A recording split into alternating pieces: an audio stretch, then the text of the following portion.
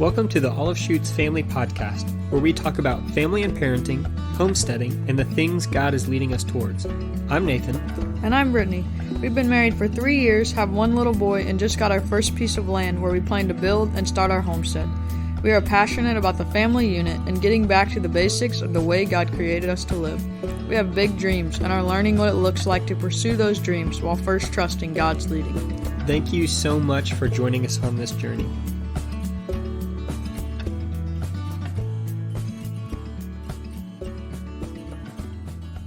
I guess the first question that we need to answer is why Olive Shoots, why we went with Olive Shoots, and kind of what is the meaning behind the name of our podcast. And it came from Psalm 128. It says, "Blessed is everyone who fears the Lord, who walks in his ways. You shall eat the fruit of the labor of your hands. You shall be blessed, and it shall be well with you. Your wife will be like a fruitful vine within your house. Your children will be like olive shoots around your table. Behold, thus shall the man be blessed who fears the Lord. The Lord bless you from Zion. May you see the prosperity of Jerusalem all the days of your life. May you see your children's children. Peace be upon Israel." That was just a really cool image for us and our family on what we're wanting to do, what direction we're wanting to take our family, and just that imagery of what an olive shoot is. Brittany actually has a really good explanation of what that is. Yeah, we were just kind of researching what that meant, because what does olive shoots around your table mean? And from looking that up, we just found that olive shoots grow off of the base of a mature olive tree. And they're just small little shoots. And if they are not pruned properly and taken care of properly, then they just overgrow and they die off and they can't be what they're supposed to be. But when they're taken care of properly, off of the base of that parent tree, at the proper time, they can be grafted off and regrown, and then it forms its whole tree. And it's just a really cool image of having a bunch of small shoots growing off of the parent tree. And then as we train and disciple our kids, they in turn are able to grow their own tree. And then it's just that repeated thing of children's children. They do the same thing when they get older. Yeah, that generational impact of just seeing that little shoot growing up and then starting its own tree and doing the same thing.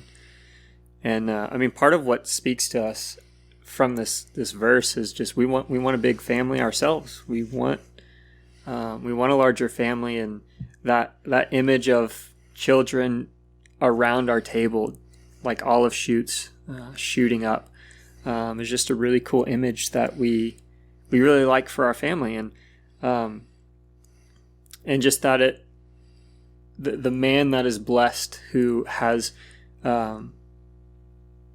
children around his table is blessed because he fears the Lord and because he trusts in the Lord. And just seeing the goodness of what God has done through his life and then being passed on to his children and his children's children is just a really cool image. And so that is why olive shoots.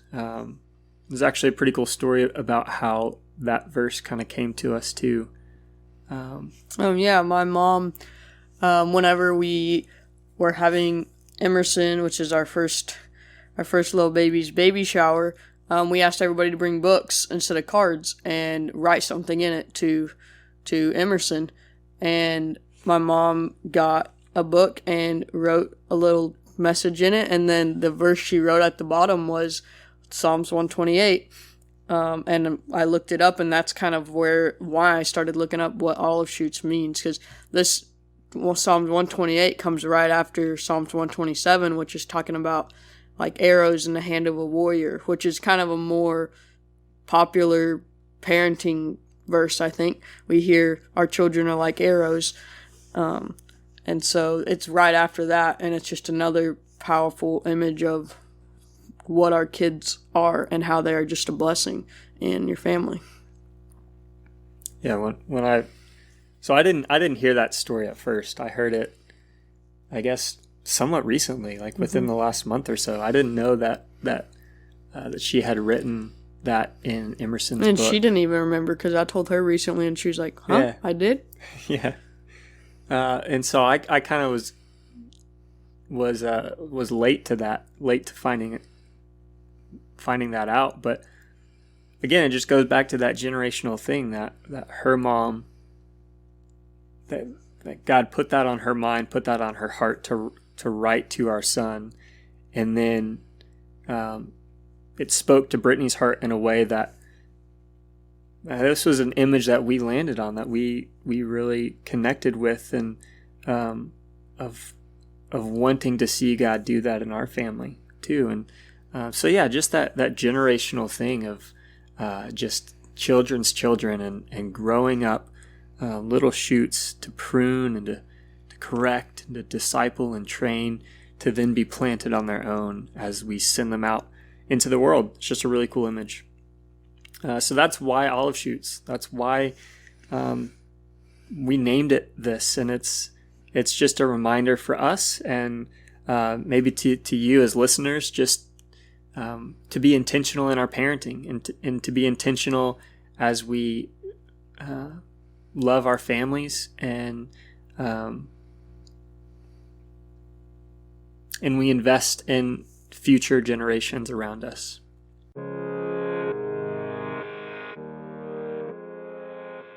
Do you ever have trouble turning your mind off when your head hits the pillow, or getting a good restful night's sleep?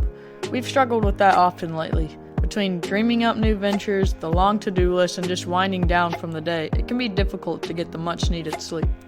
We've started using Earthly Wellness Goodnight Lotion, and it has made a huge difference. It has helped us to fall asleep faster and to feel more rested when we wake up in the morning. It is rich in magnesium, which has loads of health benefits and helps promote restful sleep and normal sleep cycles. You just apply a small amount, 10 to 15 minutes before you go to bed. And pregnant or nursing mamas, it's healthy and safe for you too. It also helps relieve those leg and muscle cramps that seem to happen in the middle of the night. We can't recommend it enough. If you are interested, click the link in our show notes and check out all the other amazing Earthly products while you're at it. We have grown to love this company because they carry natural, organic, made in the USA products that actually work and are safe for our little babies and kiddos as well. Yes, the link does help support our family. Earthly is generous enough to give a small percentage back to me if you use my link. So thank you so much in advance for your support. And we hope you like the Goodnight Lotion as much as we do.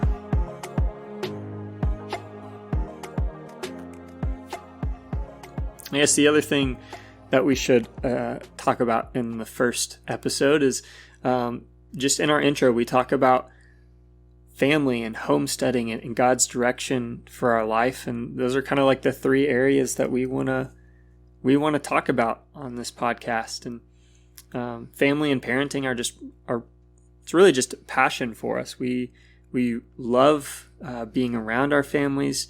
We love being close to our families, and in fact, we recently moved this last year, end of last year, and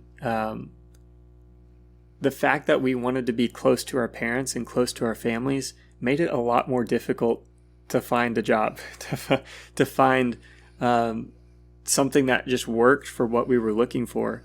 But we didn't want to be too far away from our parents and families.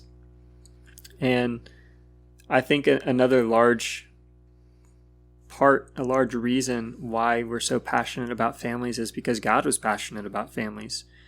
A lot of stories in the Old Testament are surrounded with family and told through the lens of families, and the whole book of Genesis and Exodus is about a family. So, Brett, would you read this? Yeah, this is Deuteronomy 6:4. Says, "Hear, O Israel, the Lord our God, the Lord is one. You shall love the Lord your God with all your heart, with all your soul, and with all your might. And these words that I command you today shall be on your heart. You shall teach them diligently to your children, and shall talk of them when you sit in your house, and when you walk by the way, and when you lie down, and when you rise. You shall bind them as a sign on your hand, and they shall be as frontlets between your eyes. You shall write them on the doorpost of your house and on your gates. I mean, if you're like us, maybe you've heard that verse a lot growing up. I mean, I'm sure we've heard it a ton.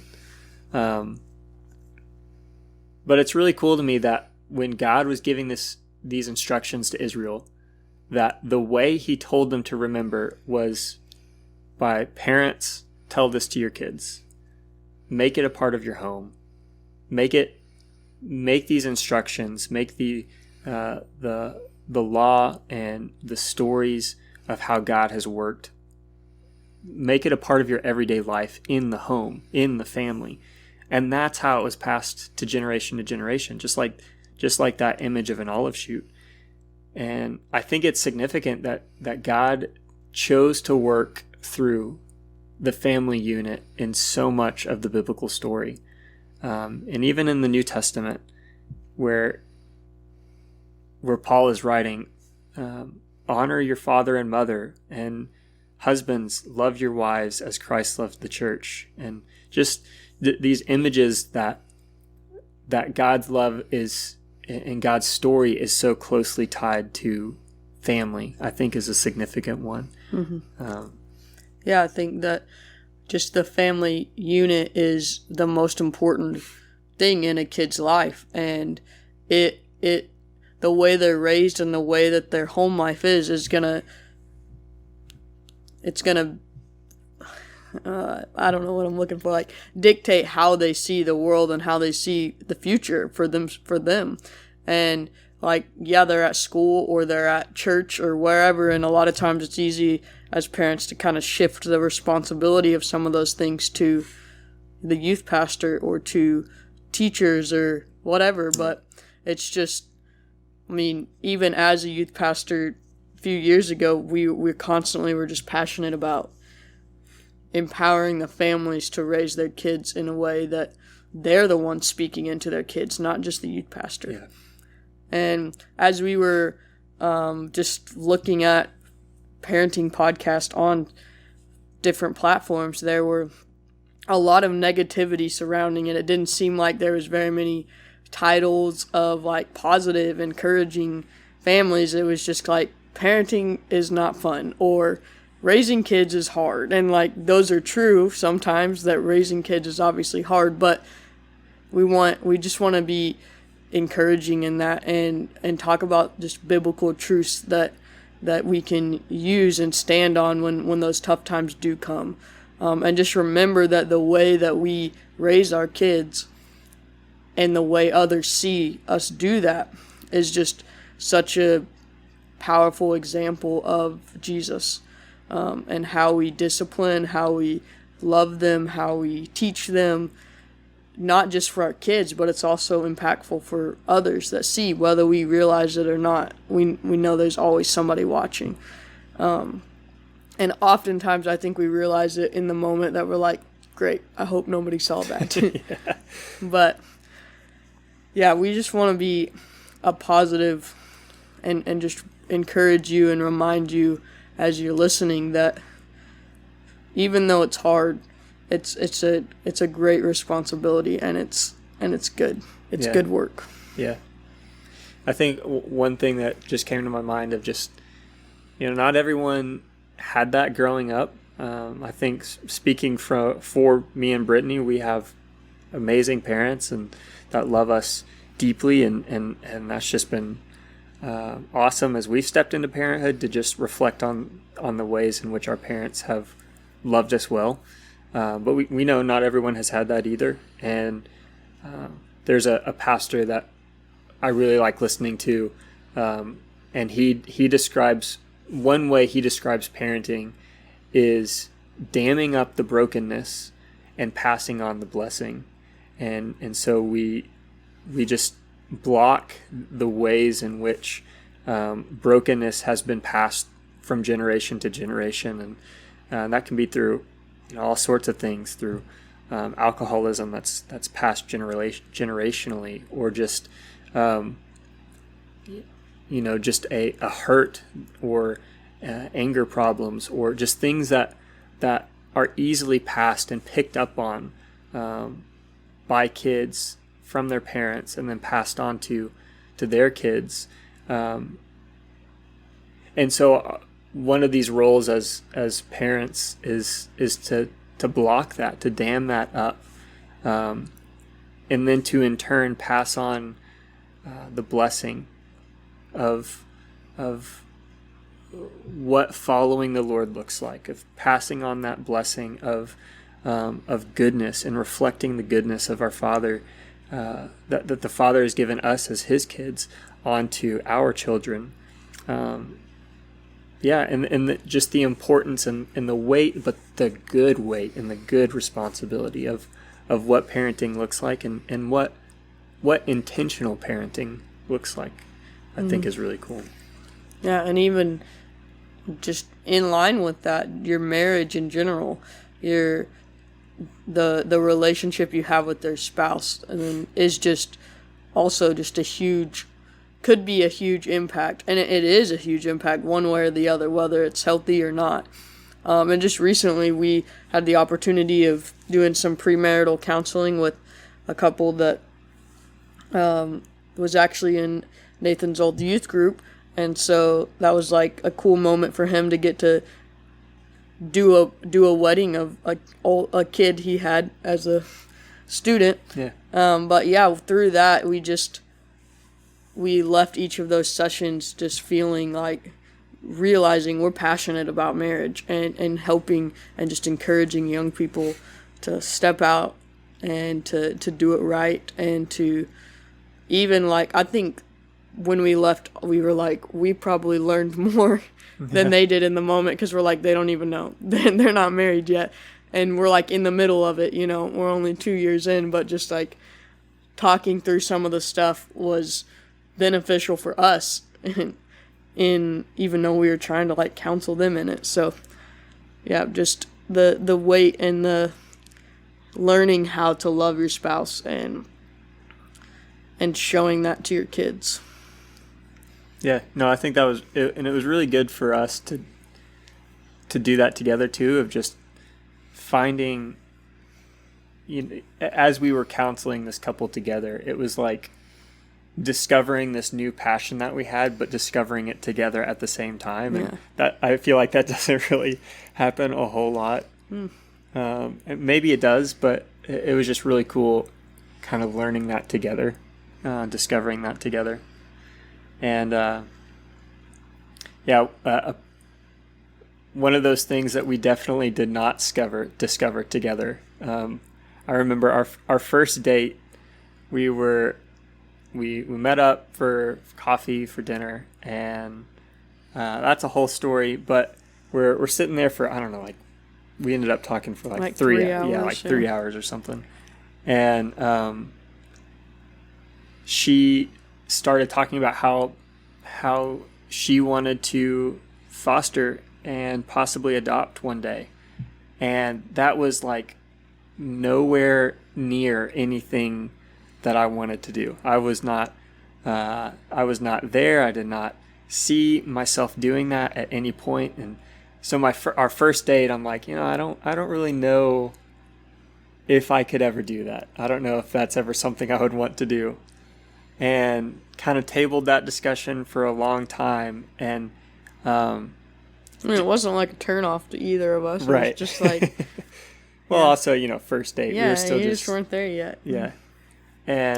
But God just slowly worked on my heart, of just seeing what adoption looks like, and learning more about it, and just discovering it. God just eventually put that on my heart too, and so yeah, I remember you came to me and said, remember when we talked about this, and like I think I want to do this one day, and I was like, are you sure? Yeah. Like, are you just saying this because it was before we got married? Yeah. But he had already just kind of like, it became something he was passionate about too, without us even having much more conversation about it. Yeah.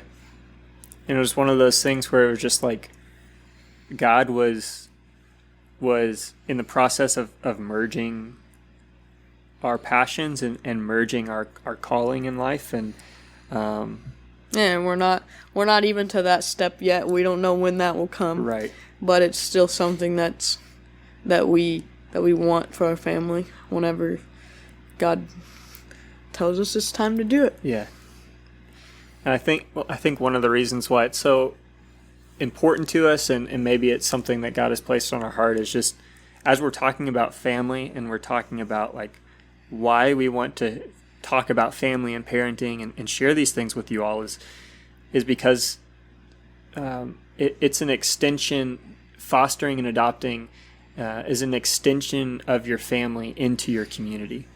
And so I kind of picture it like if you have a fence up or a wall up, and you're breaking down a fence or you're breaking down a wall to include people who are in your community or in your area who need family, and you're inviting people in who weren't a part of the fold or the flock at first. And, I don't know. I just have this image in my head of like breaking down those barriers to include others. And as we value and we want to have a strong family and a strong home where others can gather and others can be included in, like the deepest level of that is to adopt and to include another kid into your family. And I mean, if we think it's about it, just a picture of the gospel. that's what I was going to say. Yeah. Just inviting. I mean, we don't belong in God's family, and we're adopted and chosen. And a verse that like He adopted us and we're His sons and daughters. That's just a really cool image of who we are and just the gospel. Yeah. At its core. Yeah. Yeah. And so that I would say that's probably one of the has been one of the main focuses for us the last year or so. Just family. Is that what you're saying? I mean, yeah, just family and parenting in general. Yeah. Finding out we were pregnant, that had a lot to do with it. But even before then, we wanted a family. Mm-hmm. We've wanted a family for a very long time, and wanted marriage for a long time, and it took a while for us to get there. But out of that, out of the direction that God was calling our family and calling us in leading our kids, led us to discovering homesteading and getting into that whole genre and sphere of the internet and of YouTube and of all these different places where homesteading is blowing up and just the different things going on in the world and right. Everything. Well, yeah, I mean, 2020, everything shut down, and supply chain and all that stuff that you guys are fully aware of. But we just felt like homesteading was a way for us to achieve the goals of raising our kids the way that we wanted to raise our kids. I mean, that started with you staying at home. Yeah, that was a big decision when we found out we were pregnant. It was just the thought of, do I work one more year and have to like send him to daycare for a little while, or do we just stay home? And we both knew that I wanted to stay home, and that's kind of what our plan was for our family. But I mean, and that's what we decided to do. I just went ahead and stayed home, and that's our plan. We want to homeschool, and I'm gonna stay home and raise the little babies. Yeah. But doing that just obviously changed a lot because it made us go down to one income, and Nathan having to shoulder a lot of that financial weight by himself in a lot of ways. And so that just kind of even more so that played a part into homesteading and like wanting to be home more and for our home to be the place that we get a lot of the stuff that we need. Right.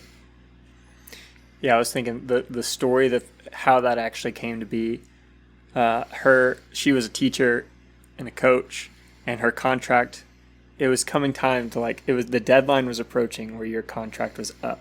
And we weren't pregnant then. We weren't pregnant yet. And so we're just going back and forth of like, well, do we sign the contract? Like, should you sign it? Should you not? And we were like, we are planning on having a kid in the next year if we have complete control, but we know we don't. So yeah. But yeah, it was just a step out in faith of like, all right, well, this doesn't work out, and then I'll figure out another way to work until we have kids. Right. And then like within the month, the month after I decided to sign it, we found out we were pregnant. So it was just like we knew that it was just like this clarification from God that we made the right choice. Right. That we were going towards. It was His provision, so that I was able to be home like we wanted to be. Mm-hmm. Yeah, and just that practicality of homesteading and affordability and sustainability of just like the practicality of you being at home, wanting to homeschool our kids, also being able to like, grow our own food and raise our own meat and do everything that is involved with homesteading. I mean, obviously not all of it. Like I plan on helping you. Yeah. Yeah. But doing that with our kids so that as we're learning homesteading, as we're learning all these things, that we're doing it alongside of our kids and giving them not just an education in math and how to count and multiply numbers and all the things associated with math and how to do cool science projects, but it's the practicality of it, of what that looks like in a day-to-day basis and in practical ways every day, and just giving them that education, I think, in a really cool way. Yeah. So that's going to be one of the things that we talk about a lot on here, probably, is just homesteading, and honestly, we're just getting started. So it's going to be a lot of just conversations as we are learning. And some of the things that we have going on right now is we just started a garden and garden planning. And so we just started seeds indoor with a grow light and we're just doing lettuce and spinach right now because it's cold. But just doing a lot of research and figuring that out. And we have hopes in the spring to get some chickens. So that'll just be one of the things that we're bringing y'all along with, is just as we figure out our homesteading journey and as we try new things and learn new things, just talking about it and sharing it with our listeners. Yeah, it's going to be a fun part of doing this, and just fun part sharing it with everyone.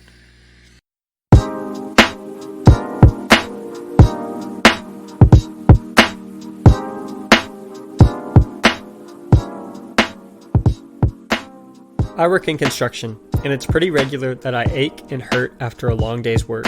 But I also want a healthy and natural solution to my pain without the long-term side effects that come from over-the-counter pills.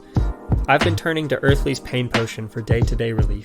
Its pain-relieving and anti-inflammatory herb combination have helped me to start my day after waking up sore and to rest after lifting heavy objects all day long. When I need extra or more targeted relief, I use Earthly's Pain Relief Rub with St. John's wort, yarrow, and full-spectrum CBD. Just rub a small amount of the cream on the painful areas for fast soothing and quick relief. The Pain Relief Rub is also safe for pregnant and breastfeeding mothers, as well as children ages 1 and up. I recommend both the Pain Potion and the Pain Relief Rub because they help me get back to my work when I need it most, but also because they are made by a family-owned, made in the USA, and organic company. If you are interested, click the link in the show notes and check out other Earthly Wellness products while you're there.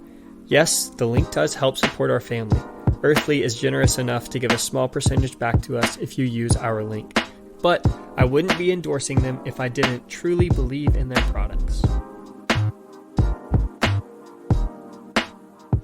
I guess the last thing is just that we want to share God's direction in our life.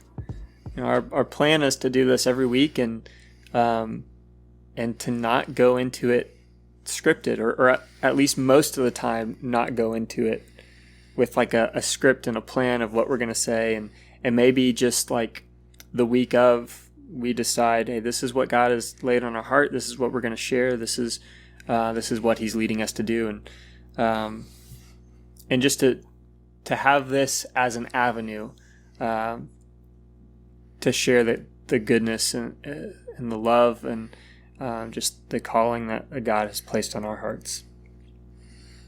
Yeah.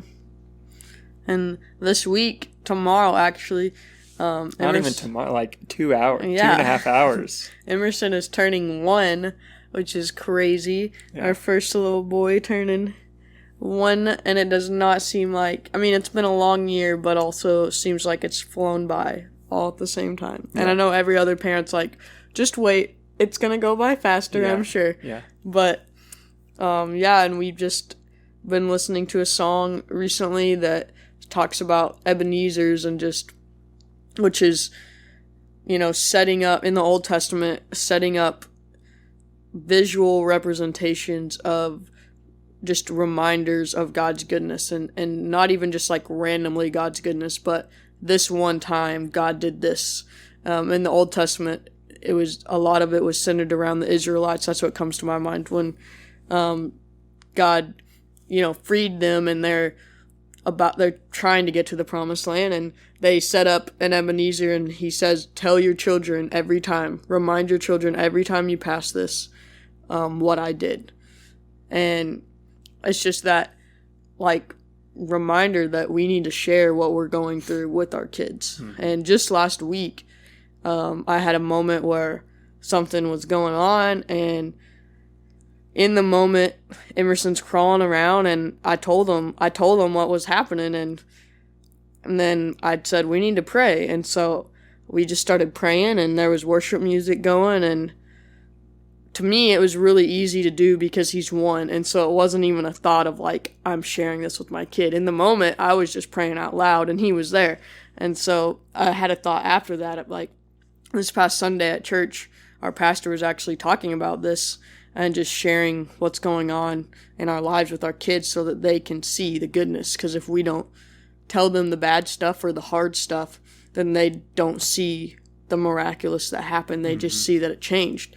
And so I just had a convicting moment of, if he was 5, would I have shared it with him? Or would I have just kept it to myself because I would have known that he did know what I was talking about? Yeah. And I don't know what I would have done, but it was just like that reminder that now that situation ended up good. And so it was a time to tell him, remember when we prayed, this is how God answered. And he doesn't have any idea, like I said, what's going on, but just even now, I think practicing that, and then whenever it is harder and we know that we have to actually explain it, it's not just some new random thing. It's almost like working out those muscles for us so that we're... Yeah, because it's not easy. Yeah. But just that when we share the difficulty in our marriage or just in our family, our finances, whatever it is, with our kids, and pray and turn to God, and then we see how he answers it, and we tell them this is how God answered that prayer, and then we set up that Ebenezer of when we pass this, when we see this verse in our house, it's going to remind us of the time we prayed this verse over this situation, and we're going to remember the goodness, and then you're going to tell your kids what happened in the story, and they're going to tell their kids. So it's that generational thing of God working through our families' lives, and I just think that's really cool image. Yeah. And difficult to do. Very difficult. But God never called people to easy things. He called people to good things. So I hope that kind of just paints the picture of, how all these things are interconnected to each other.